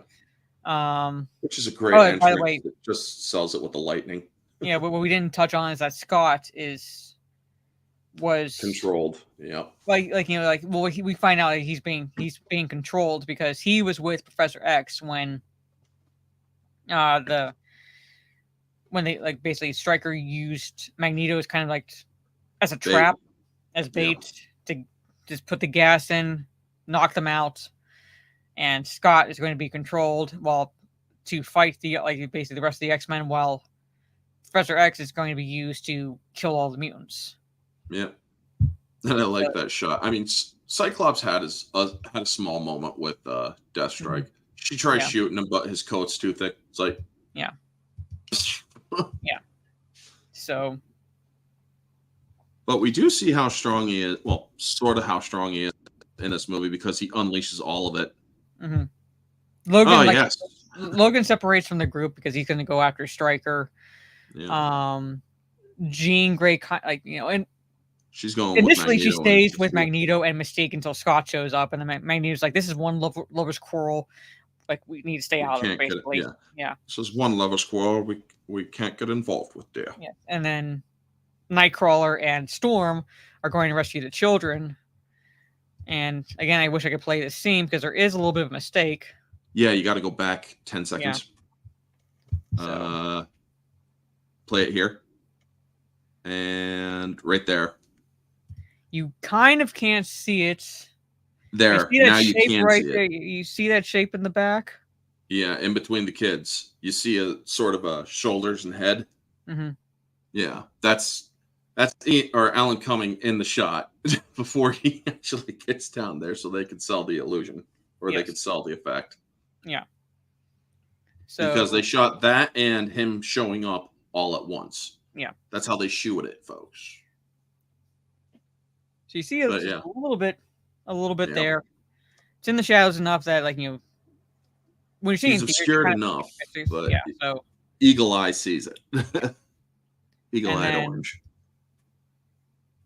He's able to basically teleport the children out. Yeah. Julie? No, she actually says Jubilee, but yeah. Yeah. Boom, and he shows up. And one of the kids gets sick after being bamfed. Yeah. That's in a deleted scene though. Kid just barfs. It's like blood. It's okay, kid. Yeah. Happens to most. Well, it's kind of like when Quicksilver has to hold Magneto's head in Days of Future Past to keep him from getting whiplash and possibly dying because Quicksilver goes so fast. Yeah, and that's actually using their heads. Yeah. Pun intended. It actually makes it make sense, because somebody going that fast can be really disorienting. Mm-hmm. And it's like someone not used to be teleportation powers can be disorienting as well. So that would be make sense as well. Also, if they were to keep that in the movie. Yeah. So I still remember people trying to tell me about the differences in powers from Flash to Quicksilver, and I'm like, that's not the point of the tweets. Very big differences between them. I know, but I was just pointing out the special effects from 2014 in comparison to a nearly 10-year later movie. And I'm not talking about their powers, dipshits. Yeah, we're talking about the special effects and the CGI. Yeah, and hell, like I said, even the beginning of this movie is better in terms of special effects when we have not Quicksilver, but Nightcrawler just teleporting all over the place as he's making his way to the president. Yep. And fighting the guards along the way. And I really got to point out that the way that he is fighting in that whole situation, he waits the second he strikes somebody, he's immediately bamfing the second he makes contact in order to actually go to the next target and also to stay ahead of anybody trying to get a beat on him. Yes. So. But you also don't see him use that level of skill after the control wears off. Yeah. So I'm just trying to get to because we're near the end. Yeah. I'm not going to cover everything. Fight between here. Oh yes. Because That- basically oh there's my a fight between like Jean and Scott, and like it eventually wears off for Scott. So, because Jean is holding back because she doesn't want to hurt him, obviously. But Until then they she can. can't.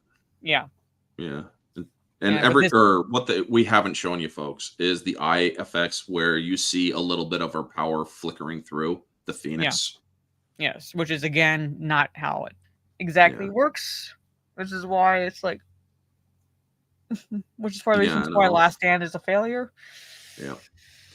I like this fight because it's like he gets up and she's just like, holy shit. Yeah. Let's see if I can, I love that reaction. It's like, holy shit. let me just see.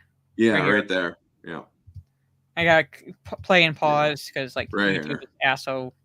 Okay, you hear his I claws like it. extend, Yeah. and I love how like she smiles and just goes, It's like, holy shit. Yeah. I mean, that is just so freaking. I also like the sound effects for her adamantium, where it's like, it's almost like hollowed out. God damn it! What's the damn?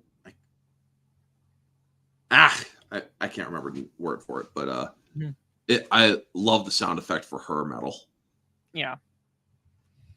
And again, like I wish there was a bit more to her character, Yeah, which I would have said just like would have this. added weight to this fight. Like for example, like, you brought up earlier because they were romantically involved in the In the comics, but like comics. it's like have like she's unable to remember because she's being manipulated by a striker, and he's unable to remember because he can't remember anything prior to 15 years ago, essentially. Yep. So, which would have added, like I said, a bit more weight to this fight between these characters if they had given just a little bit more of a backstory to her. I'm not saying we needed full exposition or anything like that, but a little bit more of a character rather than just she just walks around as a bodyguard for Stryker. Yeah. So, and she's a really good looking woman. She can fight. Damn straight. Fight. I just wish there was a bit more. It's like we could have maybe done without the Bobby Drake's family scene. As cool as it was seeing Pyro use his abilities against the cop cars, we probably could have not. We probably could have done without that just to have a little bit more to her character.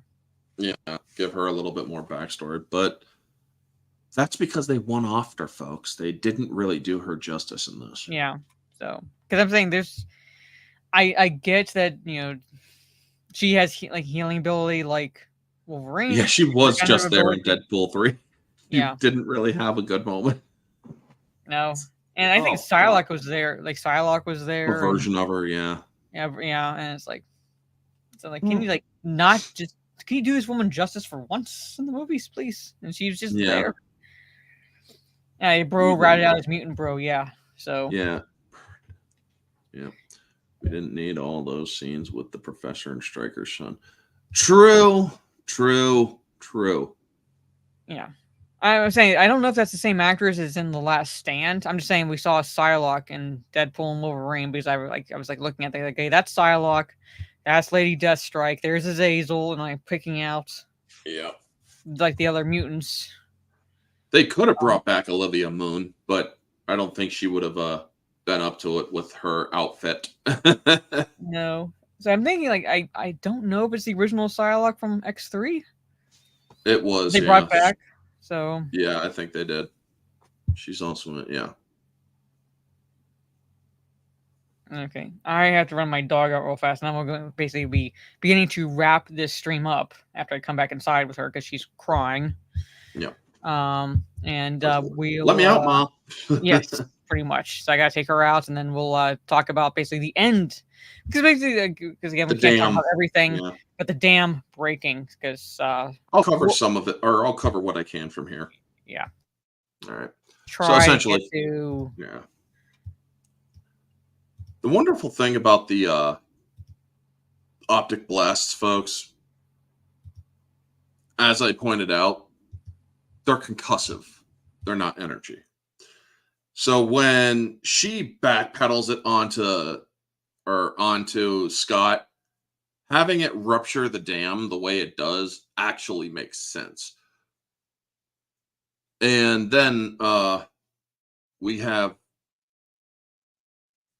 Kurt's faith moment. We have Storm's moment where she freezes the inside of Cerebro. And then they all get out there. Now, this moment, folks, I don't have dry eyes when I watch it all the way through.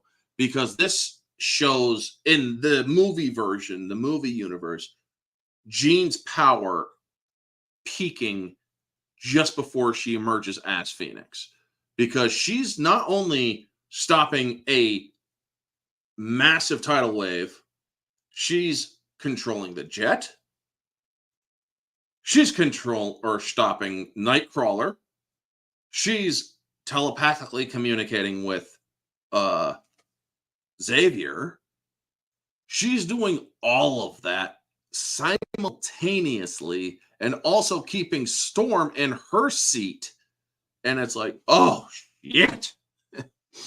Yeah, I mean, Trey, I cry during this scene.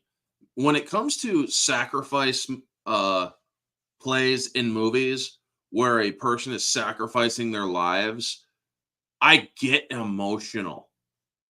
I don't know why, because I've never seen, well, I've sacrificed a lot in my life, but it's just the act of sacrificing for a greater purpose it's a really poignant thing in life itself, which makes me very emotional. I mean, I'm actually starting to well up a little bit talking about it.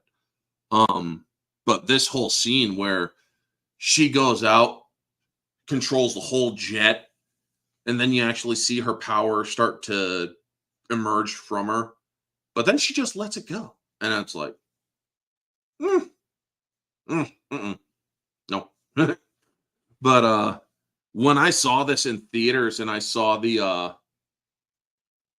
we see that shape in the water, and I'm like, you can't end it there.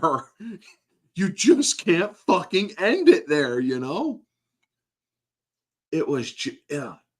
It's like, fuck you guys. How dare you do that to me? But yeah, I mean, I was geeking out when I was all of what? This movie was done 2000, so I was all of 15 years old when I saw this movie.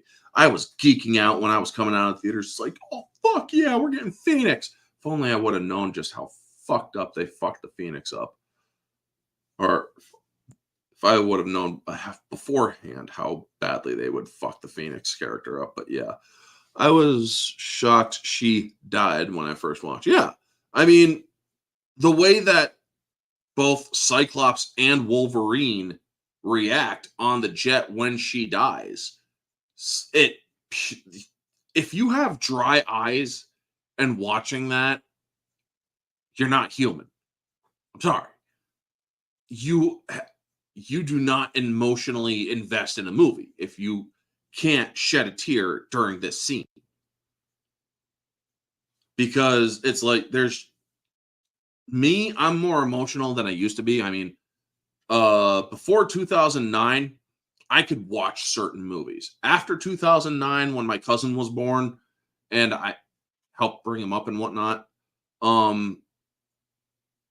I started getting more emotional because I had because I had family that I cared about, protected and whatnot. So yeah, I started getting more emotional as I watched movies going forward. Because back when I was watching this in theaters, I didn't cry. It's like, oh shit, man, that sucks. But then I see the Phoenix start to emerge from her. It's like, oh, seriously? Oh, wait, oh, fuck, she's dead. But then you see how they react and whatnot. And then you geek out at the end. But this whole scene, I can't watch it, or I literally have my shirt. It's like, oh, God damn, God, I can't watch it, you know? It's like, fuck. Come on, Mara.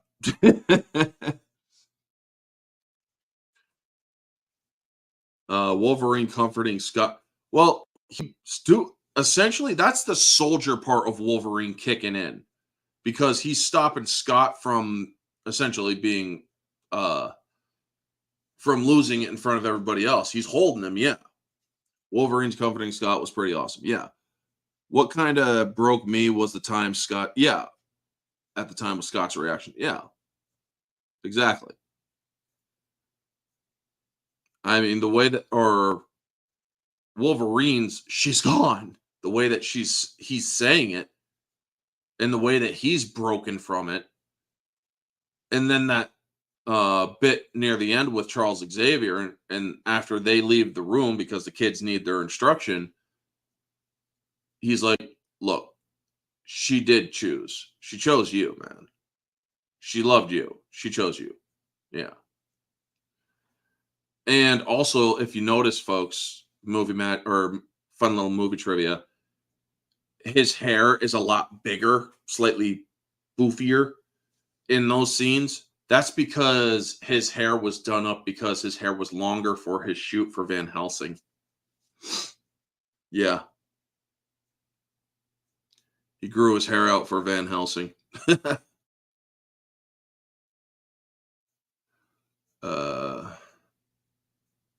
But yep. I mean, Famke Janssen does such a great job as Jean Grey. Probably the one genuine moment between Wolverine and Cyclops. Yeah, because I like the other earlier bit too. Your bike needs gas. Well, then fill her up. You jackass. Didn't know that. Yeah. Yeah. The hair will always be crimped. Well, they gotta make it. You gotta give it a little bit of the Wolverine doesn't care what century he's in. He's going for the mutton chops, you know. Van Helsing is underrated. Yeah. It's fun. It is fun. I mean, I like the Van Helsing game too, especially because you get infinite ammo.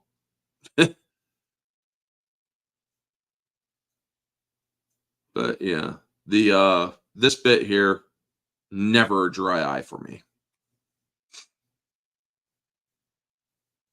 And then we get the White House scene, which is also funny because I love Nightcrawler. Hi. He's like, hi. What's this? 3 fingers. I mean, yeah. Live long and prosper forever with Nightcrawler. Hello, Van Helsing. Abraham Van Helsing. Except that in that one, he's Gabriel Van Helsing because he's an archangel.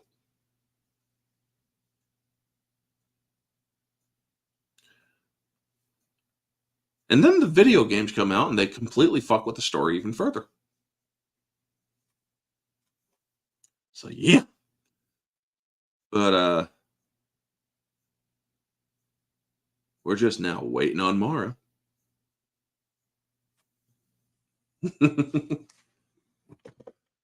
Oh. All right, I'm back, basically. She's back, folks. So yes, I'm gonna wrap this up because this is near the end of the movie.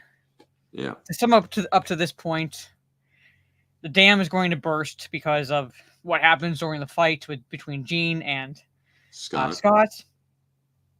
Magneto and Mystique changes form to be Stryker and have Jason tell Charles to concentrate on finding all the humans, basically. So, and also Stryker died, basically. But anyway, because he's chained, there's no way he would survive at all. Yeah. And this is where, again, they butcher the origin of the Phoenix, because Jean, Jean goes out to stop the water from hitting the plane from the X-Jet and help the jet take off. And not only that, she's doing several things. Stopping the water, massive tidal wave of water that's ripping towards her, controlling every aspect of that jet, communicating telepathically with Xavier, and stopping Nightcrawler from teleporting to her. Yes. Because it's like, you get her now. She's not letting me. No. She's like no one can get out of the ship. She's not letting Nightcrawler come to the ship. She speaks to everyone through Charles. Mm-hmm. So she communicates that way. She's holding up the water. She's helping the X-Jet rise so everyone else can get away. So okay, Orange Hat when he comes back. I don't know what happened. When he comes back, I'll add him back in. Yeah, the scene where Logan tries to comfort Scott. Both were very emotional. Yeah, I have to use my original camera. So, no worries. Oh, yeah. But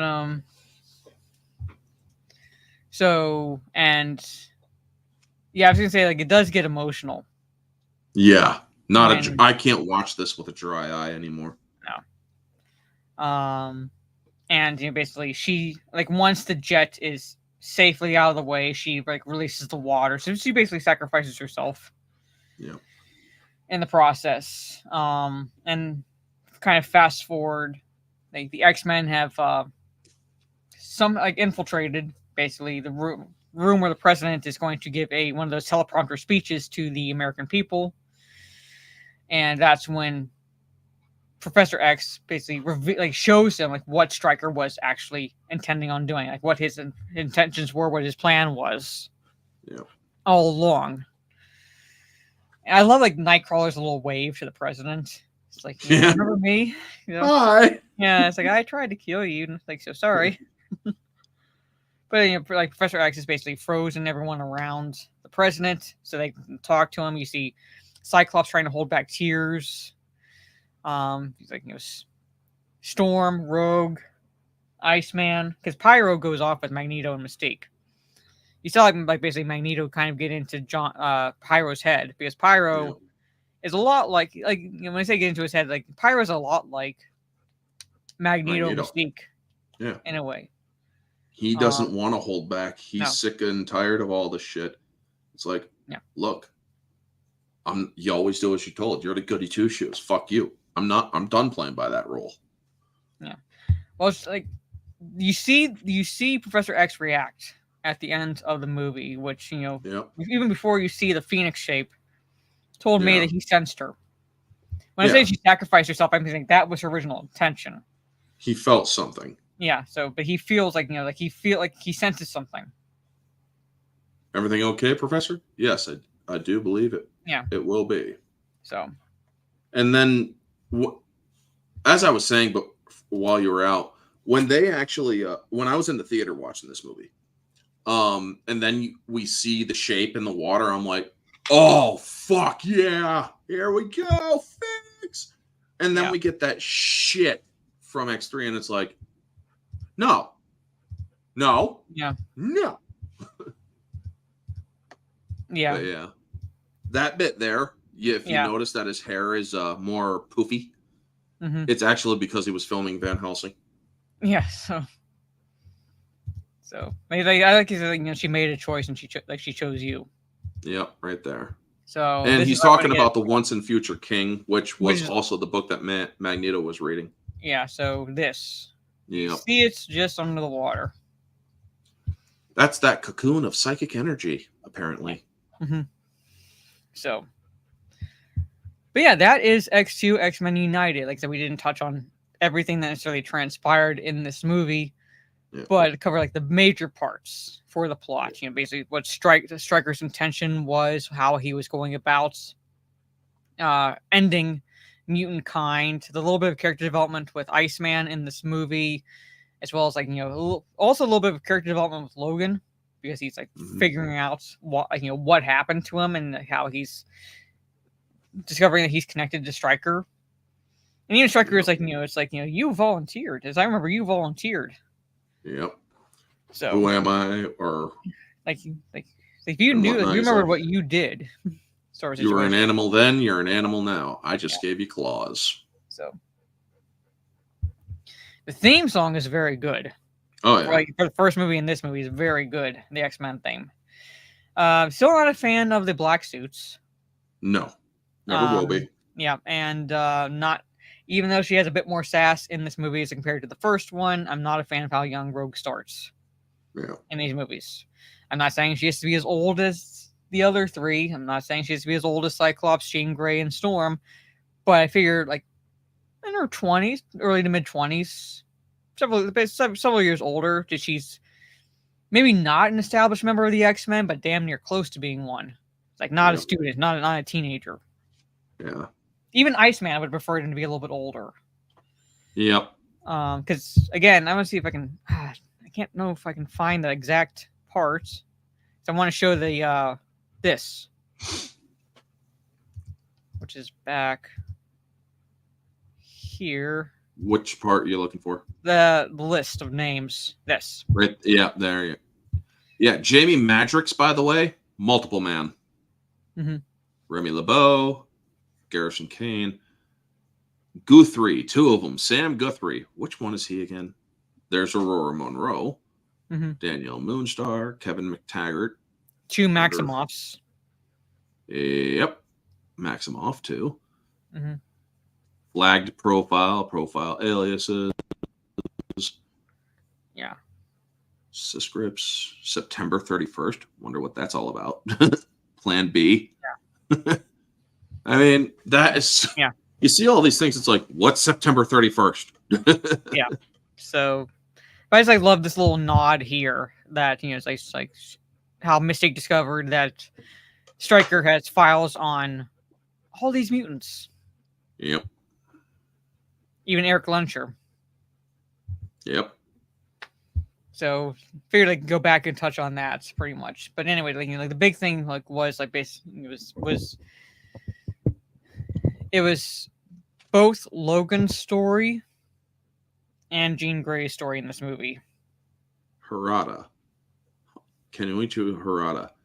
The same character from the Wolverine. Interesting. So, but there it is, Chad. That is X2 X-Men United. We're talking Logan tomorrow. Years. Yeah, it came out a few years after the first X-Men movie. And while there are a couple positives I can say about X-Men Last Stand, I do still pretty much pretend that movie didn't happen. No. But yeah, tomorrow we will be discussing Logan, which as much as I enjoyed Deadpool and Wolverine, should have been Wolverine's swan song. Yeah. Logan should have been Wolverine's swan song. Like it was originally intended to be Wolverine's swan song. Yep. And had one of the, when I say best endings, I mean in terms of it did the character justice. It's that Wolverine swan song. Yeah. Let's just say that, folks. It's that Wolverine swan song. And it works. It did the character justice. It wasn't just we're going to prop this character up at the expense of the character you like. No, we're going to actually have him go out in a tragic but awesome fashion. True to what Wolverine would be. Mm-hmm.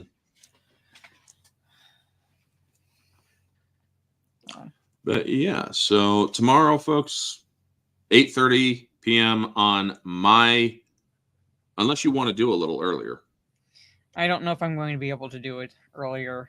I'll see, but probably not. All right. So 8:30 tomorrow, folks. Orange Hat 2185. That's where you'll find the stream. Because I don't do it on YouTube because I still have the warning, it was supposed to be a 90-day warning, but it turned into a 6 month warning because they decided not to tell you all the shit in order that you're supposed to do. So yeah, fuck YouTube in this case. Yeah, I'm at that point too because, like I said, I'm having issues. I'm trying to figure out why I hit the threshold and why I haven't gotten paid, and I'm like, I even point out who's running your account because I've added my payment information. I've been monetized for the past 5 years. Nothing has changed. So why am I seeing something like this in this bar across the top? Why am I seeing no transaction history? Right. Why is it showing that I've not reached at all the threshold for September? when I can like show in the back end of YouTube, I fucking did. Mm-hmm. Anyway, but there it is. So, yeah. Also, there was another scene in which Henry McCoy was in this movie. Oh yeah, Hank McCoy. Yeah, he's Yeah. well, he definitely shows up in the third movie, but like there was a part Yeah. where like it was, He was on the news. He's like, well, Yeah. why don't we just round up mutants by the truckful? Why don't we actually just go to war with them? And somebody's like, oh, would you shut up, man? And that's when L'Oreal's like, turn that shit off, Lou. yeah. So yeah, so a little bit like a little appearance from Beast, but really doesn't like actually appear until the last stand. So Kelsey Grammer, enjoy him as Beast. Yes, I did. But yeah, we're not talking the last stand. We'll be talking Logan tomorrow. But anyway, so before I do my outro, Orange Hat, let everybody know again where they can find you and all that fun stuff. My YouTube channel is Orange Hat. You can find me on X and Instagram. Look for the this one on Instagram, this logo, or one similar to it, because the other one was hacked. And yeah, I'm pretty much live almost every day of the week. Also, September or October 6th through 9, I will not be active, going to visit family. And yeah, tomorrow we'll talk about what we're doing for ones and twos and singles. Well, singles, it's already Nightmare Before Christmas and Exorcist. Yeah, so those are established. I'm still going back and forth with the ones and twos. But I'll try to have my mind made up by tomorrow evening. But if, like just like for the ones and twos and the singles, and we'll remind you all of this when it gets closer to those. There's an extra week in October. We'll be doing the ones and twos and singles the week before. So we're ending the week before Halloween. But the week where we would normally do the single on the 24th, we'll have to do it that Friday instead, because I'll be babysitting my niece on the 24th, which is the Thursday. So I will be unavailable, but we'll be doing it that Friday, the 25th instead. Okie dokie. So we'll be we'll remind you all closer we get to it. But it's like, it's like that's really like the only change we'll have to make, and that's because of my schedule that I will be unavailable. Yeah. And I realized that after I told my brother I would babysit her, I was like, oh shit. So well, my schedule is always subject to change, folks. So I'm very flexible. So yeah, but like that's like the only, like I said, real change. Otherwise, so it doesn't bother me. Yeah, so we'll let you know what the ones and twos and the singles will be. Well, we are like definitely what the singles are. Because I'm toying between Insidious 1 and 2 and Conjuring 1 and 2. I'm like going back and forth because I want to do something like relatively supernatural. But I'm leaning Insidious 1 and 2 just because it's different. Insidious? All right. Yeah, I'm leaning Insidious 1 and 2 because it's just different. First time viewing for me, folks. It's still like horror, but it comes like from a different perspective. If I tried doing a poll, I'd have to wait until closer to the ones and twos, and I might forget because I'm not going to do a poll that's going to sit there for 2 to 3 weeks. You can only do 7 days. Yes, I don't want to do it too early necessarily, and I don't want to have it going for a week because or whatever. But there it is. Right. So yeah. But anyway, thank you, chat, again. So I'm gonna call it here so I can get some sleep, and then tomorrow will be Logan, and then probably we'll do a Kick and Twitch stream Friday evening. Might try to do a Kick and Twitch stream in the afternoon on Saturday, but if not, then I'll be doing a live stream breakdown of episode 7 for Rings of Power this Saturday. No spoiler review because, again, YouTube is asshole. Blocked my review video worldwide because it detected copyright material, even though that said material was muted and was just a montage of clips. That's it. Probably 8:30 p.m. Saturday. We'll see. We'll see. It's subject to change right now, so I'm not really sure what Saturday's schedule is going to be, but I'm going to try for 8:30 p.m. Saturday. Anyway, take care, everyone. Stay safe. And stay humble. Yep. And we'll see you all tomorrow. Peace.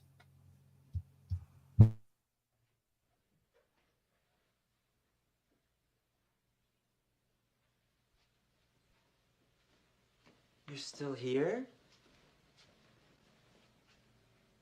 It's over. Go home.